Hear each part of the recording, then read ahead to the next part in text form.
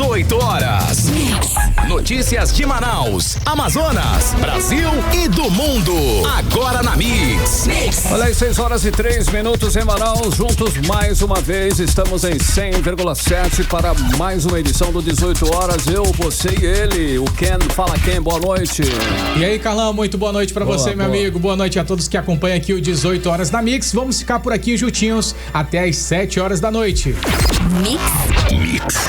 Olha aí, ouvinte, hein? Lembrando sempre pra você que a sua participação aqui no 18 horas está sendo sempre solicitada. Gostaríamos que você utilizasse aí o nosso WhatsApp, que é o 994887592. E é claro, mandasse aí um alô, desse uma participação aqui com a gente no programa 18 horas. É exatamente isso, Carlão. Queremos saber a opinião de você que acompanha aqui o 18 horas na Mix. Manda ali a sua opinião sobre os assuntos abordados aqui no 18 horas. É muito importante que você participe com a gente. Claro, estamos no aguardo. 994887592. 18 horas. Começando 18 horas de hoje com os destaques do dia. O prefeito Davi Almeida reafirma compromisso com os senadores Omar Aziz e Eduardo Braga. A aprovação do governo Lula desaba e presidente demite ministra da Saúde. Ex-funcionários de concessionária de Manaus são presos suspeitos de desviar mais de 5,4 milhões em veículos. Empresa suspeita de fraude em licitações recebeu mais de 17 milhões em contratos de merenda escolar em Manaus. Olha, Conselho de Administração da Sufrão aprova 23 novos projetos e investimentos de 671 milhões de reais em 3 anos. Agora 6h02, isso e muito mais, hein? Os detalhes, os destaques do dia desta quarta-feira, 26 de fevereiro de 2025. Você confere a partir de agora em mais uma edição do programa 18 horas.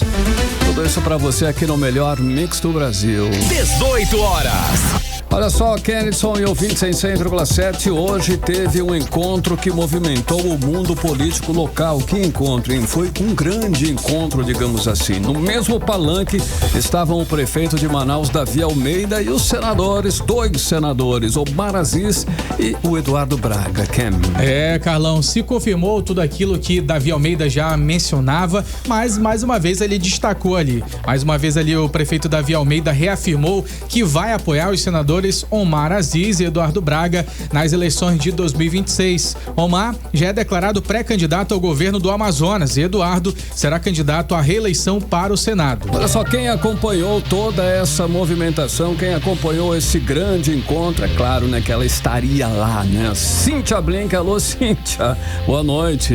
Boa noite, Carlão, boa noite, Kennedy, e boa noite pra você que tá com a gente na 100.7. Você estava lá, não é isso? É isso.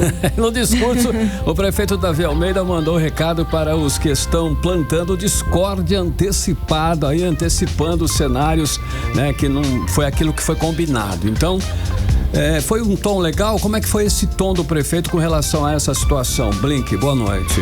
Boa noite. Olha só, é uma situação pro Davi Almeida, prefeito, que é muito favorável que ele viesse pro governo, né? Porque poxa vida, praticamente assim os astros estavam alinhados para que ele viesse e tudo mais. Mas a melhor coisa que Davi tem a fazer agora é realmente apoiar o Omar. Por quê? Ele apoia o Omar e ele tem a chance de depois ter um outro mandato. Agora, se ele simplesmente sai em 2026, vem pro governo, é possível que ele ganhe. Pesquisas mostram que hoje, se tivesse eleição, Davi levaria o governo. Mas, e depois disso? Ele iria ter um inimigo ali, o Omar como inimigo? Para que criar essa situação? É possível que ele não pudesse estender esse poder, né? Sim. Esse mandato por mais um tempo, enfim, tudo mais. Acho que o caminho mais promissor para Davi Almeida é realmente apoiar o Omar, mas há apostas de que ele não termina o mandato de prefeito. Por quê? Em 2028 só vai ter eleição para prefeito, ele não vai poder mais eleger, porque ele já está na reeleição, né? Segundo mandato, E para vereador, não faz sentido nenhum Davi sair de prefeito para vereador depois da carreira que ele tem. Então, o que fala-se que pode acontecer?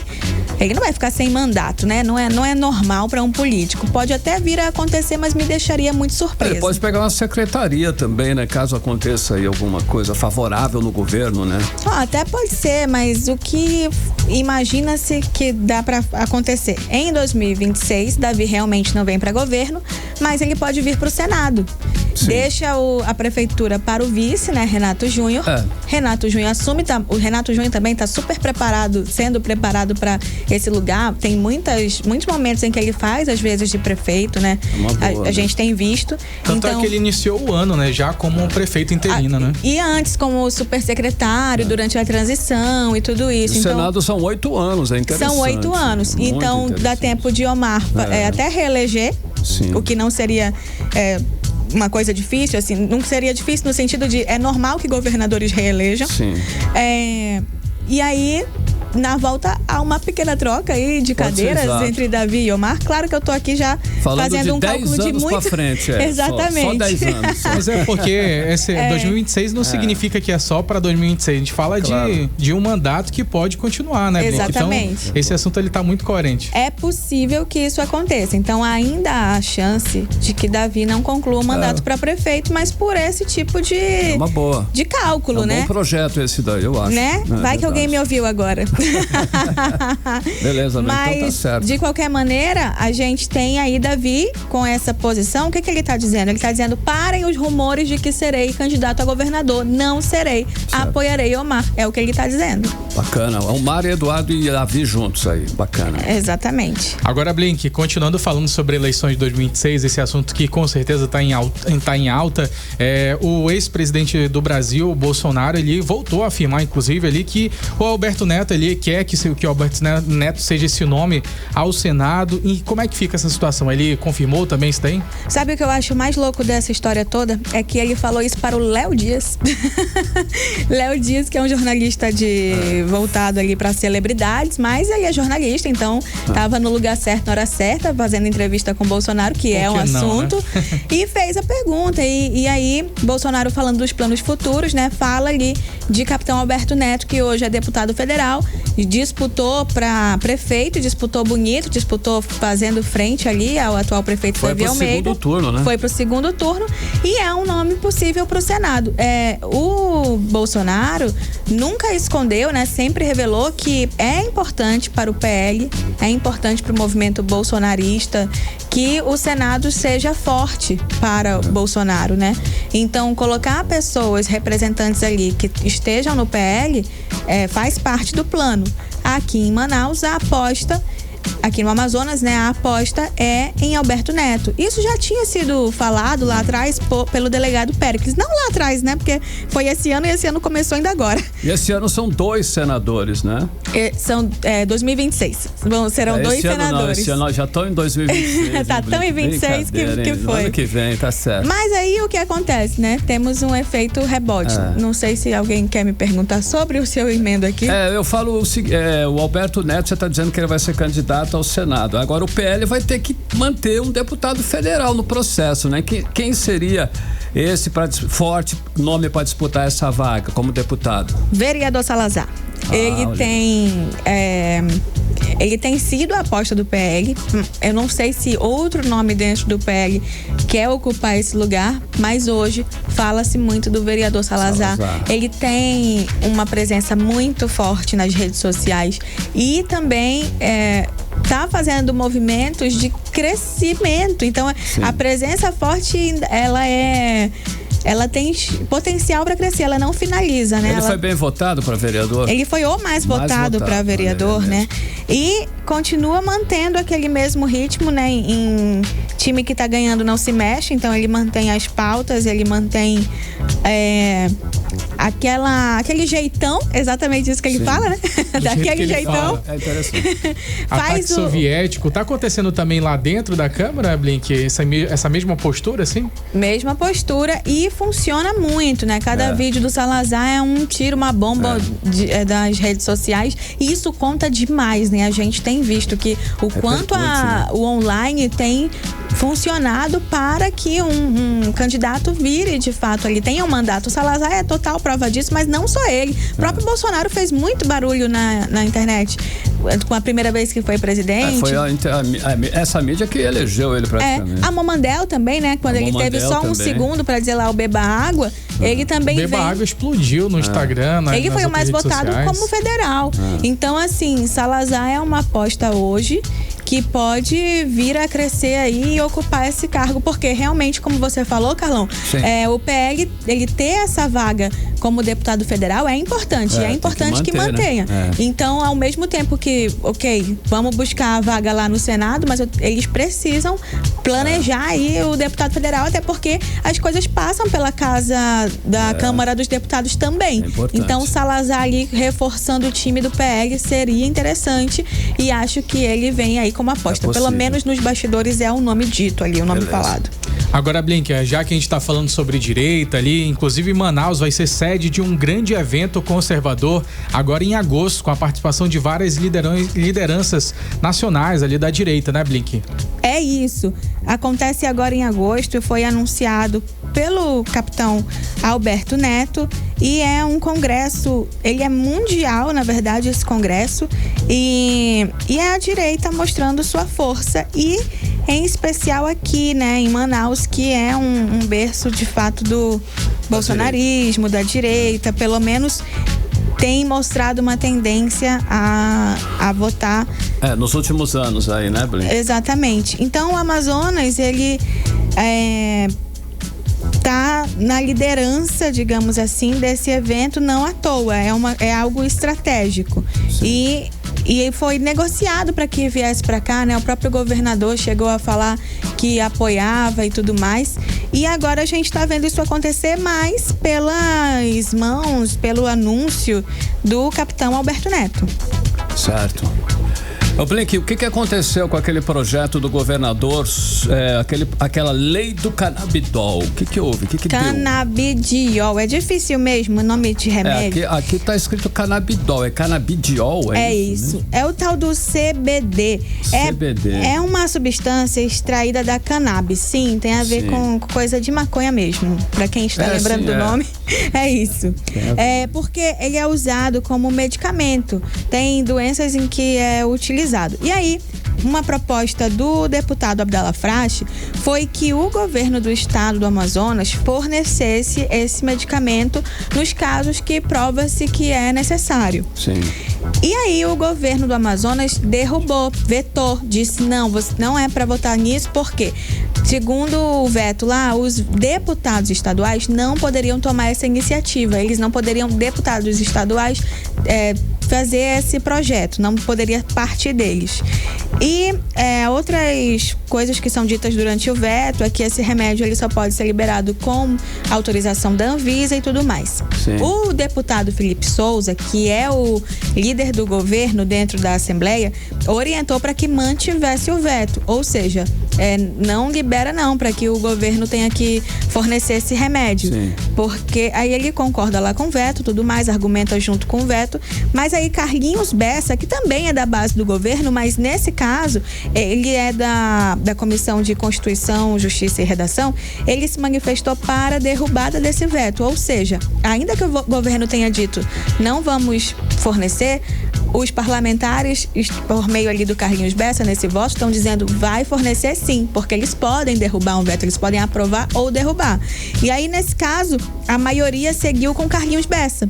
Portanto, a partir de agora, quer dizer, a partir do momento que passa a ficar escrito, né, mas foi promulgado, ou seja, passou ali pela Assembleia, cabe ao governo criar políticas públicas, ou seja, tornar isso, criar as regras para que não seja qualquer pessoa que tenha acesso a esse remédio, mas quem deve tomar, e sim passar a fornecer. O que eu acho que vai acontecer agora? Que isso vai para a Justiça. Que isso vai acabar sendo revisto ali na Justiça. Porque a turma do veto ainda tá ali, né? O governo mesmo pode entrar com algum tipo de... Não sei qual seria o nome do processo, mas entrar na Justiça e dizer, olha só, isso aqui é ilegal, isso foi aprovado, mas tal e tal e tal. Então, acho que essa briga não para nessa derrubada do veto. Pode acontecer do governo simplesmente acatar? Acho difícil, mas pode. É isso, volto com mais informação pra você amanhã. Valeu, Cíntia Blink. Agora 6h18, você no melhor Mix do Brasil. 18 horas. Olha só, hein, no programa de hoje nós vamos seguir falando aí, né? Nós estamos acompanhando, inclusive o jornalista e repórter Ken Ele está acompanhando de perto esse assunto, que é o escândalo envolvendo a empresa-alvo da Polícia Federal por superfaturamento na compra de kits de merenda escolar. Nós falamos sobre esse assunto ontem e a investigação aponta agora um esquema de fraude na dispensa de licitações e desvios de recursos públicos destinados a aquisições desses kits em Manaus. Durante a gestão municipal do prefeito Arthur Vigílio, que inclusive já se manifestou em redes sociais, e como eu falei logo no início, o Ken Paz está acompanhando de perto toda essa situação e tem novidades pra gente agora, não é isso, Ken? É, exatamente, Carlão. Muito boa noite novamente para você, para todos que acompanham aqui o 18 horas da Mix, agora às 6 horas e 19 minutos. Esses contratos, Carlão, investigados, eles somam ali mais de 17 milhões de reais. É o que mostram os documentos recolhidos pela Polícia Federal na operação de ontem, terça-feira. Nessa operação, denominada Sem Sabor, a Polícia Federal cumpriu ali 6 mandados de busca e apreensão em Manaus. A ação, que envolveu mais de 30 agentes, foi para a rede criminosa ali, para investigar a rede criminosa que desviou recursos da merenda escolar.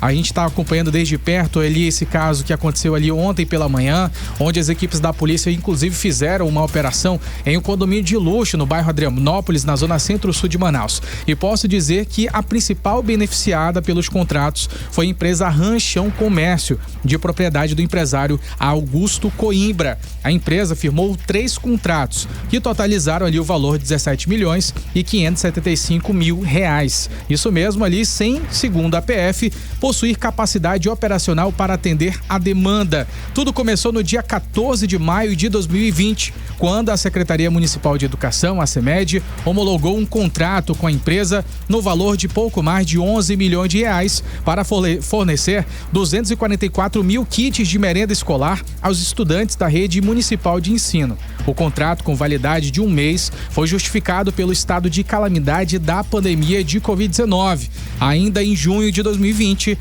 a CEMED firmou outros 2 contratos com a mesma empresa, somando 6 milhões de reais para o fornecimento de carne bovina, frangos congelados e biscoitos. Dados divulgados pelo portal da Transparência reforçam que as suspeitas sobre a falta de capacidade da empresa para cumprir esses contratos. As investigações da Polícia Federal indicam ali, Carlão, que a empresa ela foi favorecida de forma irregular, gerando prejuízos milionários aos cofres públicos. Além disso, há inclusive indícios ali que a empresa ela não possui histórico de fornecimento de alimentos ao setor público em sua sede, e que a sua sede também, por exemplo, a sede deles era completamente desconhecida, ninguém conseguiu encontrar, Carlão. Eu falei no início do programa que o ex-prefeito ele se manifestou já nas redes sociais sobre esse escândalo, uma vez que aconteceu durante a gestão dele, né, do ex-prefeito Arthur Vigílio Neto. Conta pra gente, você conversou com ele ou tem alguma notícia com relação à participação dele nesse processo? O que aconteceu?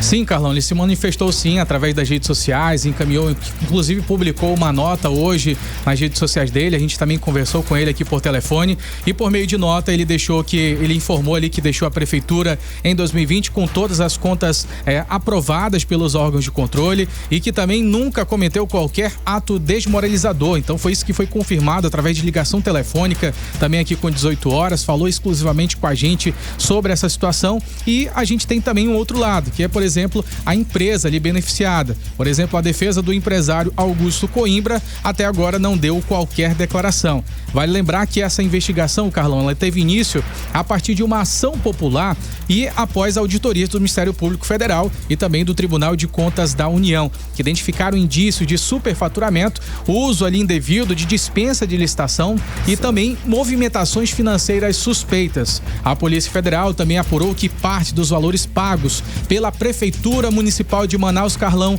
foi imediatamente repassada a uma das empresas concorrentes, evidenciando ali um possível esquema de lavagem de dinheiro. Os investigados, Carlão, inclusive, eles podem responder por diversos crimes, como fraude à licitação, corrupção passiva, lavagem de dinheiro e associação criminosa. E é claro que a gente vai seguir acompanhando aqui e os detalhes também as pessoas encontram no 18horas.com.br Carlão. Ok, estaremos atentos aí, 6h23, você no melhor mix do Brasil. 18 horas.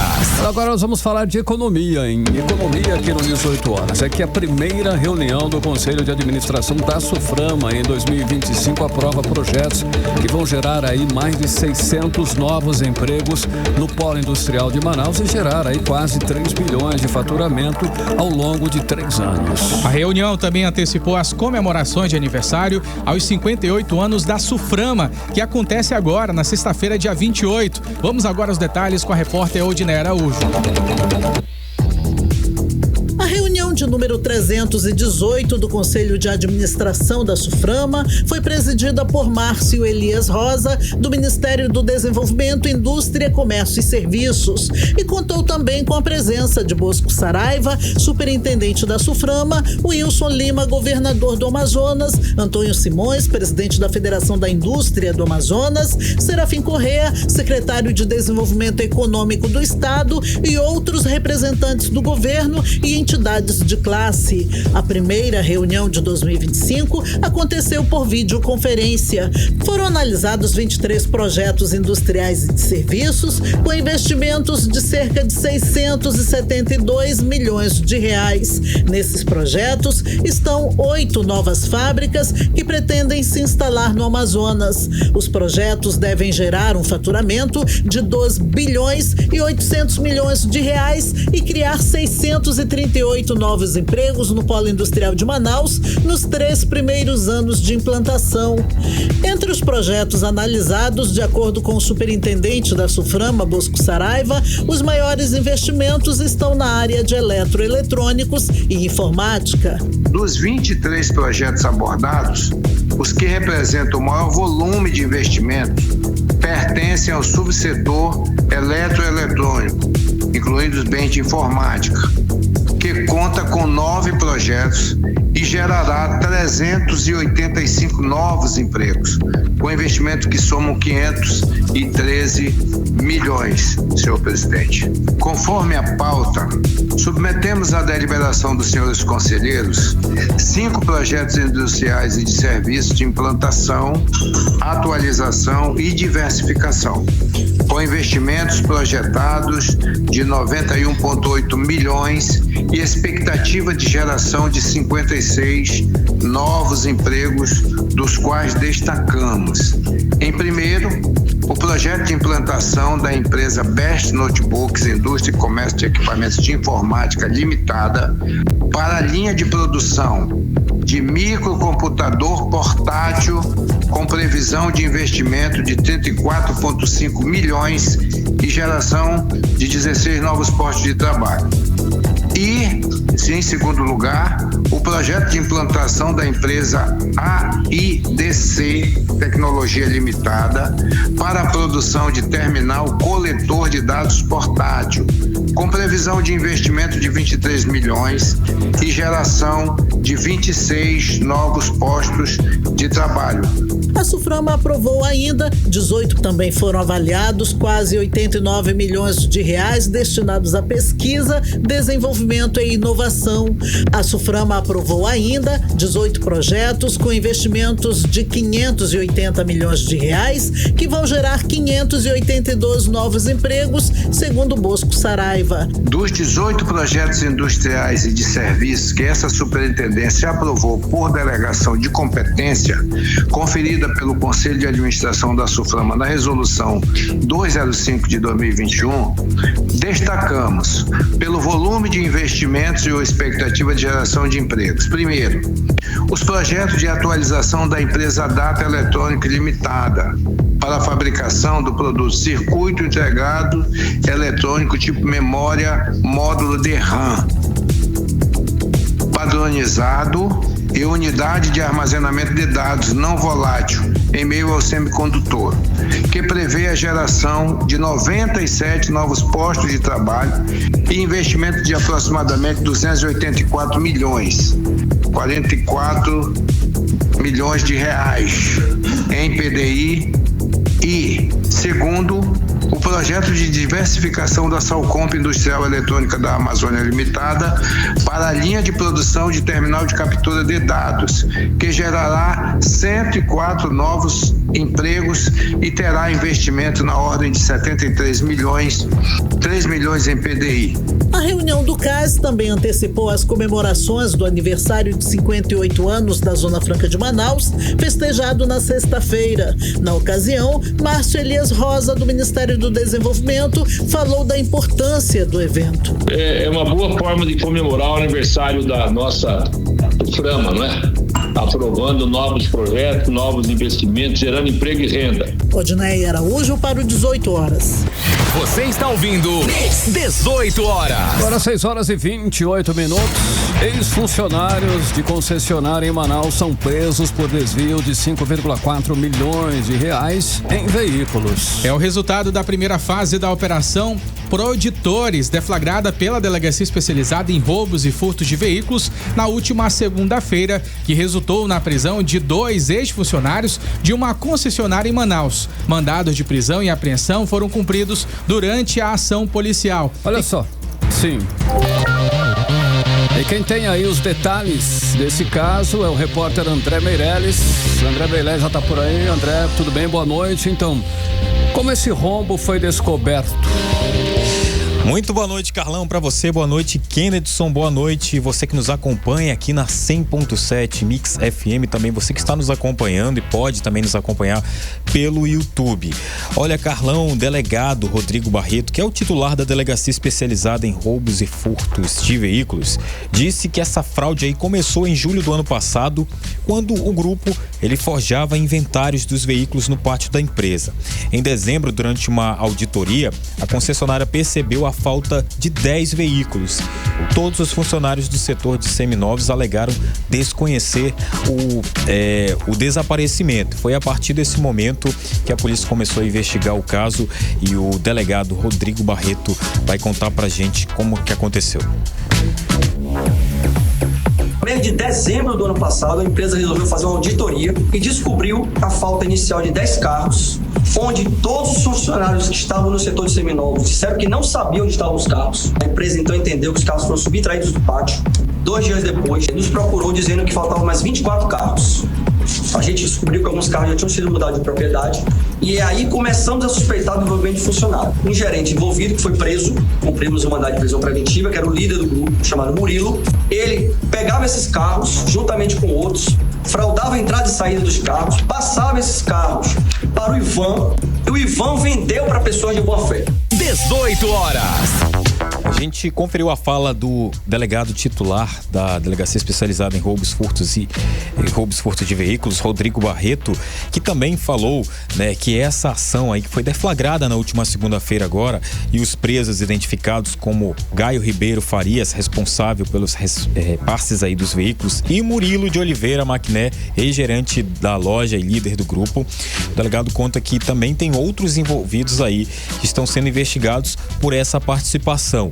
Olha, o líder do grupo, que é o Murilo, ao perceber a investigação, ele negou toda a participação, mas só que ao decorrer aí das investigações foi constatado que ele movimentou cerca de 2 milhões de reais em apenas 6 meses. Isso aí acabou chamando a atenção, até porque o valor desse movimento todo é incompatível com a renda dele. O delegado Barreto explicou ainda que Murilo e outros membros do grupo desviaram os veículos e fraudaram a entrada e saída dos carros, entregando tudo isso para o Ivan Carlos, né, da empresa de carros Aguiar Veículos. E agora, né, a gente vai continuar conferindo a fala do delegado Rodrigo Barreto.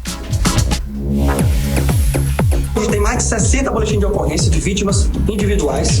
Depois apareceram mais 2 concessionárias, uma com 20 carros, outra com 26, todos envolvidos com o Ivan. O Ivan tá foragido, tá? Então, o Ivan tem mandado de prisão em aberto. Outro membro a ser preso foi o Gaio, com prisão temporária. Os demais membros da concessionária foram ouvidos, têm a sua participação menor, mas faz parte da ação criminosa. Acreditamos que hoje o prejuízo já passou mais de seus 20 bilhões. O Ivan, além disso, passou a fraudar bancos e conseguir financiamentos fraudulentos no nome de terceiras pessoas de boa fé. 2 foram presos, o Ivan está foragido, vários foram ouvidos, muitas contas bloqueadas, muito dinheiro bloqueado, e vamos fazer o desdobramento da operação. 18 horas. Aí a fala do delegado Rodrigo Barreto está à frente também dessa operação, dessas investigações, e a polícia solicita que qualquer informação sobre o Ivan Carlos Lopes Pereira seja repassado pelo Disque Denúncia da Secretaria de Segurança Pública, que é 181. E aí, claro, o sigilo da identidade do informante vai ser garantido. O Ivan, que a polícia falou que está sendo procurado, ele é investigado aí em mais de 60 boletins de ocorrência e é suspeito de envolvimento com diversas vítimas, incluindo aí uma locadora e 2 concessionárias de veículos. Estima-se que ele seja responsável pelo desaparecimento de cerca de 140 veículos, né? Agora, o Gaio e o Murilo, eles vão responder aí por estelionato e furto e vão ficar aí à disposição da Justiça. Carlão e Kennedson. Beleza, André, agora 6h33, você no melhor Mix do Brasil. 18 horas. Olha, os números da nova pesquisa da Quest mostram um cenário nada favorável, desconfortável para o governo Lula. Em 8 estados pesquisados, a desaprovação do presidente já passa dos 50%. E em 3 deles, os maiores, São Paulo, Rio de Janeiro e Minas Gerais, essa reprovação supera inclusive em 60% de rejeição. Isso significa que nos maiores colégios eleitorais do país, a insatisfação com o governo está crescendo de forma acelerada. E o que chama a atenção é que na Bahia e em Pernambuco, por exemplo, onde Lula teve grande apoio nas eleições de 2022, a desaprovação agora já supera a aprovação pela primeira vez. É isso aí, e essa pesquisa foi feita entre os dias 19 e 23 de fevereiro, com mais de 6.600 eleitores em 8 estados.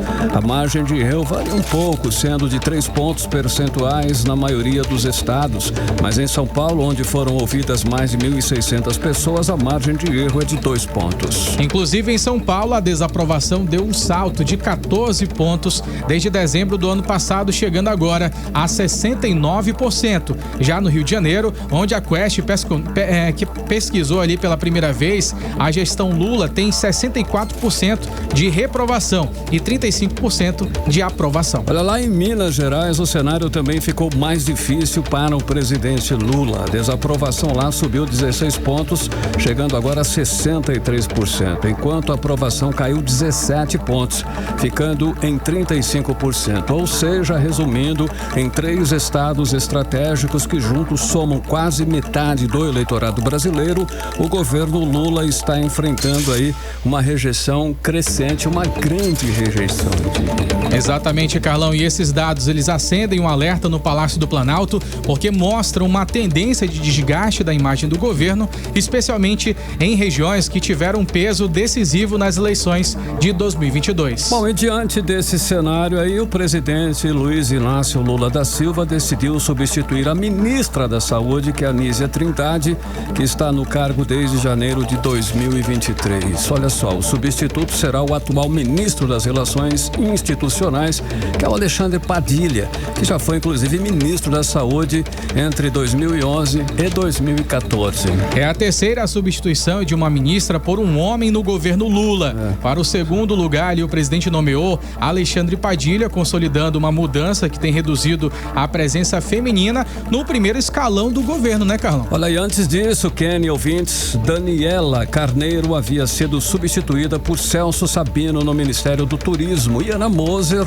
a gente lembra, deu lugar a André Fufuca no Ministério do Esporte. Ambos nomes ligados ao Centrão, que é o grupo político com forte influência lá no Congresso Nacional. E com essa nova mudança, o governo Lula passa a ter 9 mulheres entre os 38 ministros, reduzindo a participação feminina para 23,6%. Quando assumiu o governo em janeiro de 2023, Lula havia nomeado 11 ministras, um número recorde na história federal. 18 horas. Às 6h37, atenção, você circulando, você no trânsito, você dirigindo, vamos agora, atenção. Detalhes de algumas das principais vias da capital com o repórter André Meirelles. Trânsito. Vamos começar com essa informação aqui, Carlão. Um acidente de trânsito envolvendo um carro e moto que deixou uma vítima ferida ali no local.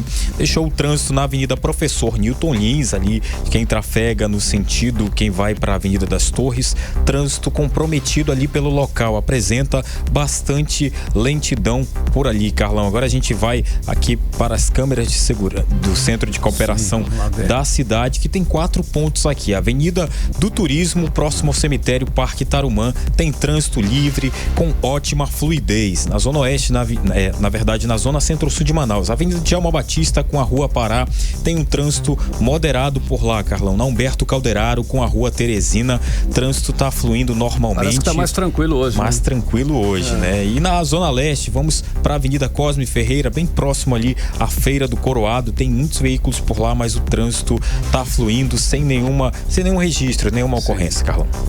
Ok, André, 6h38, você no melhor mix do Brasil. 18 horas. Agora nós vamos conferir a previsão do tempo, em tempo e temperatura para amanhã, quinta-feira, e é com ela, Vanessa Lima. Previsão do tempo. Nesta quarta-feira tivemos um dia nublado, com chuvas isoladas, e a previsão é de termos uma noite de chuvas mais intensas. E para amanhã, 27 de fevereiro, quinta-feira, a previsão, segundo o site Clima Tempo, será de manhã chuvosa, com aberturas de sol no período da tarde e pancadas de chuva que poderão se estender até a noite. A temperatura para esta quinta varia entre mínima de 24 e máxima de 30 graus. A umidade relativa do ar fica entre mínima de 72 e máxima de 98%. Você está ouvindo 18 horas. Olha, o nosso Rio Negro subiu mais 10 centímetros de ontem para hoje, elevando agora o nível das águas no Porto de Manaus para 23 metros e 67 centímetros acima do nível do mar. Mix.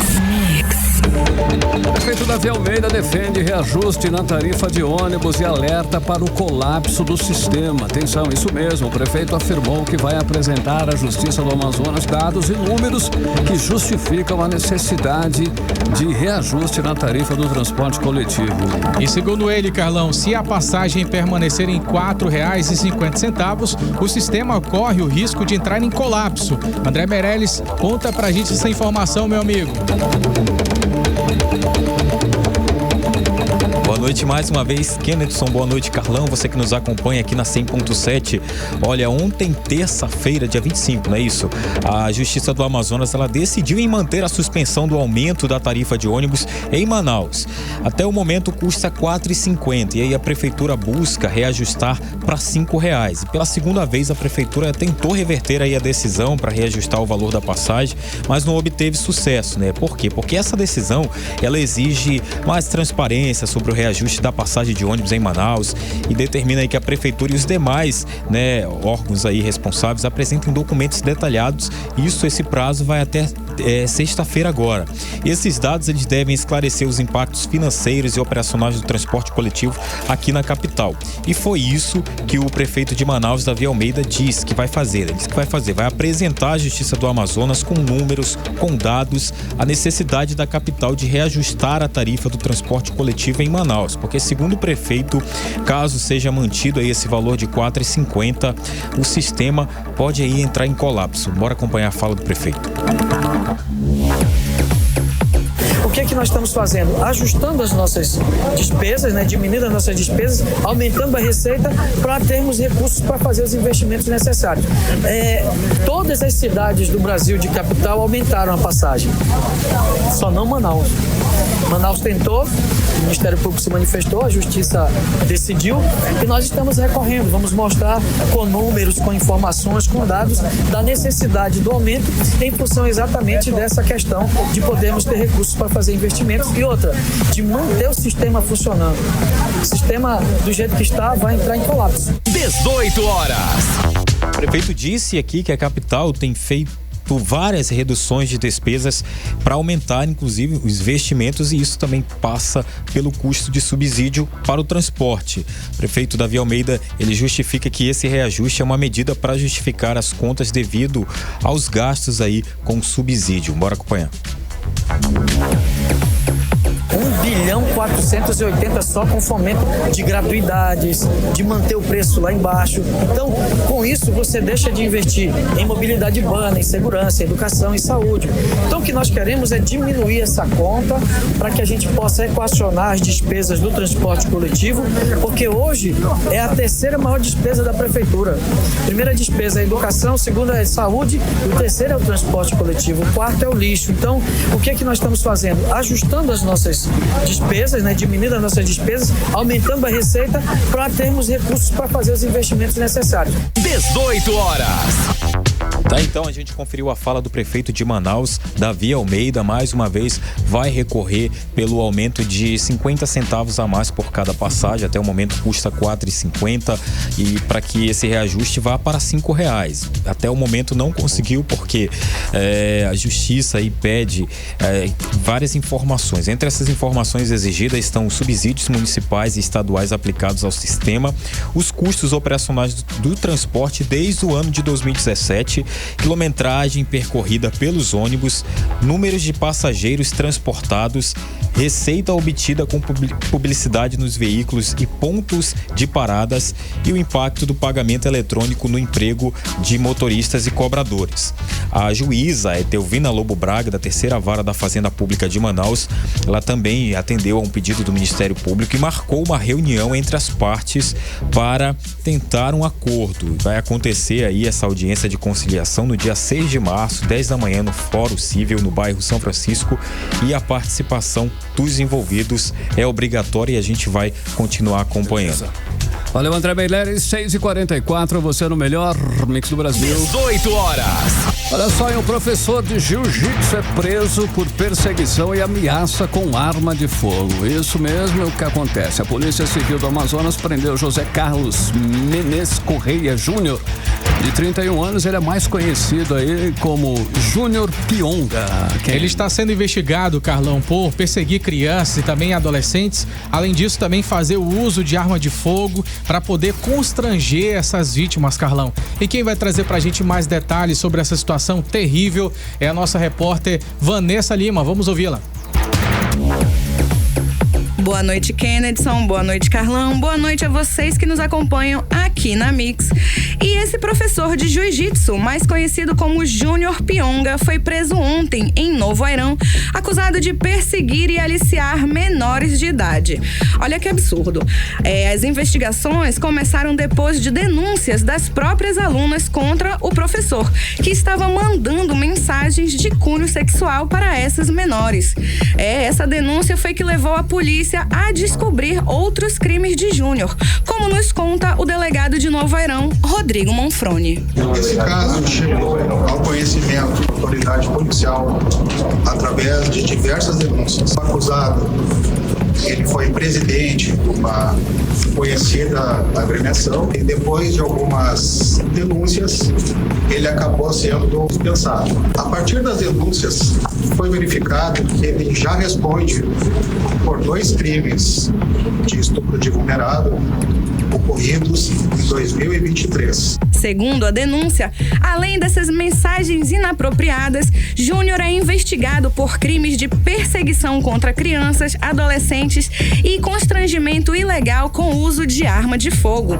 O histórico de comportamento inapropriado de Júnior já consta em 2 processos por caso de estupro de vulnerável, praticados em 2023. A prisão do professor nesta terça-feira foi feita na residência dele em Novo Airão, como conta o subcomandante-geral da Polícia Militar do Amazonas, Coronel Tiago Balbi. Nesse caso específico de Novo Airão, a Polícia Militar, a comando do Capitão Marinho, recebeu um mandato de prisão desse cidadão que foi preso, desse professor de jiu-jitsu. O mandato foi cumprido na sua própria residência, ele não ofereceu resistência, foi conduzido à autoridade policial, o doutor Rodrigo, e a gente reforça a importância da denúncia que pode ser feita tanto na Polícia Civil como na Polícia Militar, para que a gente consiga combater esses crimes de exploração sexual de menores, de pedofilia e de alguns outros crimes que envolvem esse cunho sexual no interior do Amazonas, para que a gente não deixe que isso continue acontecendo. A polícia reforça a importância da denúncia para que casos como esse não aconteçam mais. E vamos continuar acompanhando essa situação e traremos mais informações. Volto com vocês no estúdio. Você está ouvindo 18 horas. Isso aí. Vamos acompanhar, né, Ken? Exatamente, Carlão. A gente também ouviu o delegado Guilherme Torres, ele que é o delegado adjunto da Polícia Civil do Estado do Amazonas, e detalhes que o delegado passou, Carlão, chama muita atenção, porque, segundo o delegado, praticamente todos os dias, uma pessoa ligada ao esporte é presa por esses mesmos tipos de crimes. E isso chama muita atenção. A gente já falou aqui no 18 horas sobre o caso do professor de vôlei ali, que lidava com os sonhos dos alunos, Carlão, de poder conseguir se tornarem jogadores profissionais. A gente já também noticiou o caso aqui de treinadores de futebol, agora jiu-jitsu, técnicos de futebol. Então, enfim, isso daí tá acontecendo de forma frequente e chama muita atenção. E esse professor de jiu-jitsu, inclusive, segundo a polícia, ele inclusive tinha uma parceria com o crime organizado, Carlão. Inclusive, ele até chegou a combinar ali com uma organização criminosa para poder bater na mãe de uma das vítimas. Essa mulher, ela foi agredida e o filho dela também foi agredido por criminosos ali do município. Então, isso chama muita atenção e a polícia tenta combater ao máximo esse tipo de crime. Mas o importante é que agora ele já está na cadeia e também reforçar, Carlão, que vale a pena denunciar. Como agora ele já está preso, mais vítimas podem surgir, mais vítimas podem denunciar os casos e aí a expectativa é que ele passe um bom tempo atrás das grades, Carlão. 6h48, você no melhor mix do Brasil. 18 horas. Olha aí, agora a Justiça do Trabalho pagou quase 380 milhões de reais em direitos trabalhistas no Amazonas em 2024. Isso. Levantamento apresentado pelo Tribunal Regional do Trabalho apresenta um aumento de 22% em novos processos. Apesar do aumento de ações, as conciliações trabalhistas dispararam em quase 300%. A gente vai agora ouvir os detalhes com a repórter Odinei Araújo. O Tribunal Regional do Trabalho da 11ª Região pagou em 2024 mais de 379 milhões de reais em ações trabalhistas, um aumento de 7% se comparado a 2023. O número de novos processos também aumentou e chegou a 22%, somando mais de 39 mil reais no ano passado. O balanço foi apresentado pela juíza do trabalho, Carla Nobre. O Tribunal Regional do Trabalho da 11ª Região recebeu um aumento significativo de processos, cerca de 21% a mais do que no ano anterior. Além disso, houve um aumento também nas conciliações realizadas, nos acordos efetivados aqui na Justiça do Trabalho, o que mostra um comprometimento e engajamento de servidores e magistrados do TRT-11. O número de conciliações, ou seja, acordos entre as partes na fase inicial dos processos, aumentou 7%, atingindo 44,7% dos casos. O número de audiências de conciliação subiu de 6 mil em 2023 para quase 23 mil em 2024, um aumento de 278%. O total de processos julgados no ano passado aumentou 21%, somando mais de 37 mil. Já os processos baixados cresceram 5%, também passando de 37 mil. Baixado significa que o processo foi resolvido ou avançou para uma nova fase. A ideia para esse ano é levar a Justiça do Trabalho para lugares sem acesso nenhum a esses direitos, segundo a juíza Carla Nobre. Para o ano de 2025, a Justiça do Trabalho vai continuar incrementando, levando o seu acesso aos lugares mais distantes do nosso estado. Esse ano pretendemos levar mais acesso e cidadania para o povo do interior do estado, levando tanto pontos de inclusão digital quanto mais pontos de justiça itinerante. Quanto aos valores recebidos na execução dos processos, cresceram 15%, totalizando mais de 185 milhões de reais. Odinei Araújo para o 18 horas.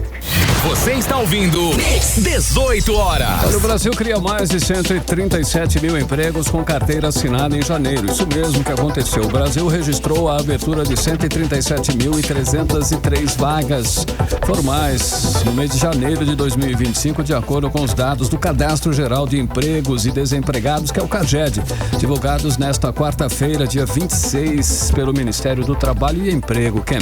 O saldo positivo, Carlão, foi de 2.771.000 admissões contra 2.134.000 desligamentos ao longo do mês. O número indica que o país voltou a contratar mais do que demitir no início do ano, embora o desempenho seja inferior ao de janeiro de 2024, quando foram criadas 173 mil vagas formais.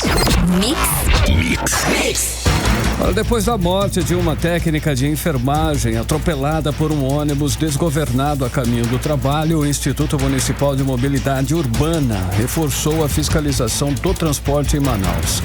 A operação estratégica mirou micro-ônibus executivos, amarelinhos e transporte particular nas zonas leste e sul da cidade, hein, Ken? É isso mesmo, Carlão. E durante a ação, 5 veículos foram autuados por mais condições de uso e também ali um alternativo acabou sendo removido ao parqueamento do IMU. Já o motorista ali, ele não tinha habilitação, acredite se quiser, para conduzir ali o transporte alternativo de pessoas que vão para o distrito. Agora quem vai trazer pra gente os detalhes é o repórter André Meirelles.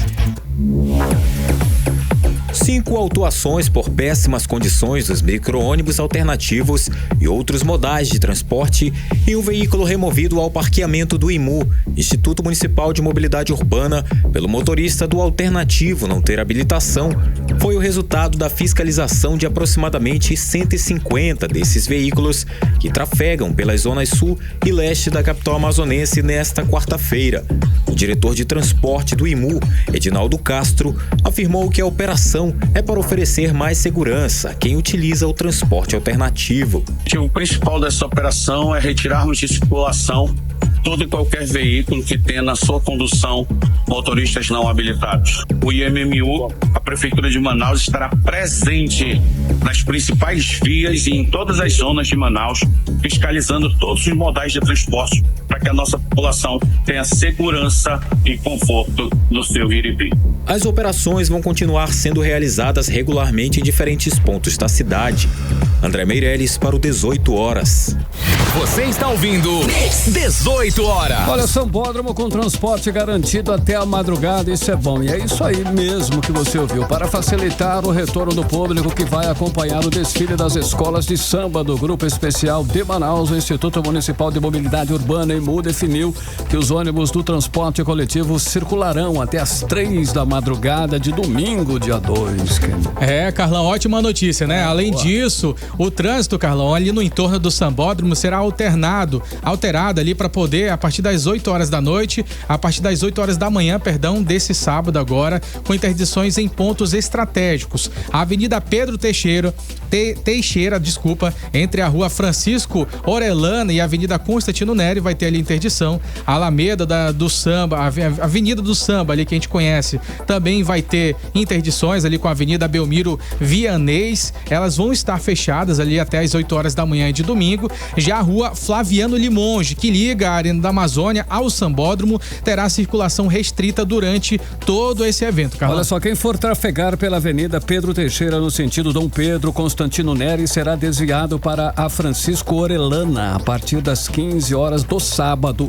Já os motoristas que vêm pela Constantino Neri não poderão acessar a Avenida Lores Cordovil a partir das 18 horas. Vai prestando atenção aí. O trecho entre a Constantino Neri e a Rua Vivaldo Lima também será bloqueado das 18 horas de sábado até as 8 horas da manhã de domingo. E a recomendação é a seguinte: que os condutores busquem rotas alternativas para evitar congestionamentos na região do evento, que vai ser uma muvuca. Com certeza, Carlão. E as rotas do transporte coletivo serão ajustadas, gente. Você pode conferir aqui todos os detalhes dessas alterações, nosso portal 18horas.com.br, o site de notícias da Mix Manaus. Olha aí, o IMU reforça que essas mudanças garantem um transporte eficiente para quem vai curtir o carnaval e orienta os passageiros a planejarem seus deslocamentos, é claro, com antecedência. 18 horas. A volta às aulas, hein? Legal. A volta às aulas em região metropolitana já começam com reprovação de marcas de itens escolares comercializadas no estado. Atenção, hein? Uma operação realizada no período de 3 a 24 de fevereiro submeteu quase 560 produtos à análise. Das 15 marcas avaliadas, 3 reprovadas pelo IPEM, o Instituto de Pesos e Medidas do Amazonas. As marcas podem ser multadas em até R$1,5 milhão de reais. Vamos agora ouvir os detalhes com a repórter Odinei Araújo. A fiscalização fiscalização do IPEM, Instituto de Pesos e Medidas do Amazonas, nos materiais escolares, começou no início do ano letivo, no dia 4 de fevereiro, e se estendeu até essa segunda-feira, dia 24. A operação Volta às Aulas verificou no total 559 itens de material escolar de 15 marcas vendidas no comércio de Manaus e região metropolitana. Dos produtos analisados em laboratório, algumas amostras foram reprovadas por apresentarem divergência no peso e nas dimensões declarados na embalagem. De acordo com o diretor-presidente do IPEM Amazonas, Renato Marinho, as empresas responsáveis pelas marcas reprovadas serão notificadas e terão o prazo de 10 dias para apresentarem defesa. 3 marcas de massinha, de modelar e caderno brochurão foram reprovados. 2 empresas notificadas e terão até 10 dias para apresentarem defesa, podendo ser multadas em até 1,5 milhão. É justo que seja entregue ao consumidor a quantidade e o peso declarados na embalagem, porque ele paga por isso. E uma vez constatada a divergência, fica claro que o consumidor foi lesado. A operação, que aconteceu em todo o país, foi realizada em parceria com o Inmetro, o Instituto Nacional de Metrologia, Qualidade e Tecnologia. Foram analisados itens como cola branca, resma de papel, caderno, papel almaço, isopor, bloco de anotações, tela de pintura, entre outros. O diretor-presidente do IPEM Amazonas, Renato Marinho, pede que a população denuncie em caso de suspeita de alguma irregularidade. O nosso papel como órgão delegado fiscalizador é assegurar o equilíbrio nas relações de consumo, sem prejuízo para ambos os lados. Consumidores que desconfiarem de possíveis irregularidades ou desejarem tirar dúvidas podem entrar em contato com a nossa ouvidoria do IPEM através do número 0800 092 2020, que funciona de segunda a sexta, de 8 às 14 horas, e através das nossas redes sociais IPEM Oficial AM. Odneia Araújo para o 18 horas. Você está ouvindo 18 horas. Economia. Legal, agora conferindo os indicadores econômicos de hoje. O dólar fechou essa quarta-feira em alta de 0,83%, cotado aos R$5,80. O euro também fechou em alta de 0,63%, cotado aos R$6,08. E o Bitcoin terminou essa tarde novamente com forte queda de menos 3,39%, cotado a R$490.772. E o Bovespa fechou em queda de 0,96% aos 124.768 pontos. 18 horas. Esporte. Aos 6h59, conferindo aí o nosso giro esportivo, assim, partindo para decisão. Partiu decisão, Amazonas Futebol Clube. A Onça Pintada tem um compromisso importante nesta quinta-feira, às 8 horas da noite, na Arena da Amazônia, quando encara o São Raimundo de Roraima, jogo de volta das quartas de final da Copa Verde 2025. E a torcida, Carlão, já pode garantir a presença nesse duelo decisivo. Os ingressos estão à venda a partir de R$20 no site ingressofly.com e nas lojas da Onça, nos shoppings Amazonas, Grande Circular. No dia do jogo também rola ali compra direta nas bilheterias. Bora empurrar ali o Amazonas, Carlão, rumo à semifinal. E José Aldo está de volta ao octógono, ex-campeão peso pena e atual 11º colocado do ranking dos Galos, retorna no UFC 315 no dia 10 de maio para encarar o alemão Ayman Zahabi em Montreal. Com uma carreira lendária no Ultimate desde 2011, o nosso Rei do Rio já superou grandes nomes do esporte e segue como um dos lutadores mais respeitados da organização. Pela frente terá um adversário embalado por 5 vitórias seguidas, Carlão, sendo 2 ali por nocaute, e ali buscam ali o maior triunfo da sua trajetória do MMA. E tem mais Brasil no card. No mesmo evento, a ex-campeã peso palha Jéssica Andrade, atualmente 7ª no ranking peso mosca, encara a canadense Jasmine, que está 2 posições abaixo no top 15 da divisão. E a Justiça do Rio de Janeiro aceitou o pedido do Vasco de recuperação judicial. Agora o Clube da Colina terá 60 dias para elaborar um plano para pagamento de seus credores e será protegido de cobranças, execuções, penhoras e qualquer medida restritiva enquanto o regime estiver em vigor. E esse foi o nosso giro esportivo de hoje. 18 horas. Seguimos agora direto direto para o editorial 18 horas. Editorial 18 horas. Olha, os números não deixam dúvidas. O polo industrial de Manaus segue em alta. A Associação Nacional dos Fabricantes de Produtos Eletroeletrônicos divulgou hoje que o setor registrou um crescimento de 29% no ano passado, impulsionado principalmente pela produção de televisores e aparelhos de ar-condicionado, itens que, em sua maioria, saem direto das fábricas da capital amazonense. Além desses, a Zona Franca de Manaus também responde pela fabricação de fogões, geladeiras, ventiladores, lavadoras e tantos outros produtos essenciais para o mercado brasileiro. Esse avanço já coloca o Brasil como o segundo maior polo produtor de ar-condicionado do mundo, atrás apenas da China. A evolução reforça o papel estratégico da Suframa na atração de novos investimentos e na expansão do setor, garantindo mais empregos e desenvolvimento para a região. Mais do que números, esse crescimento prova a importância vital do polo industrial para a economia do Amazonas e a necessidade de união e articulação para fortalecer e proteger a Zona Franca de Manaus diante dos desafios que surgem. 18 horas. 7h03, hein, Ken? Até amanhã. Até amanhã, Carlão. Muito boa noite pra você que acompanhou aqui o 18 horas da Mix. Amanhã tem mais. Tamo junto. Você ouviu 18 horas. As notícias do Brasil e do mundo. De volta amanhã. Mix.